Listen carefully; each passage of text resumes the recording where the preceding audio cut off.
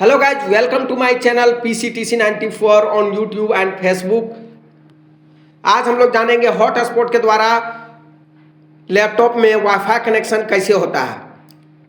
तो चलिए जानते हैं। सबसे पहले गाइज, जिस भी डिवाइस के द्वारा हॉटस्पॉट कनेक्शन लेना हो लैपटॉप में वाईफाई के द्वारा, सबसे पहले उस डिवाइस में हॉटस्पॉट को ऑन करना है। जैसे मोबाइल या जियो फाइबर वगैरह या कोई भी कंपनी का फाइबर हो, उस डिवाइस में हॉटस्पॉट को ऑन करना है। ऑन करने के बाद गाइज यहाँ स्क्रीन में देख सकते हैं, इस इंटरनेट के सिंबल में आना है, लाना है कर्सर और लेफ्ट बटन दबाना है माउस के द्वारा।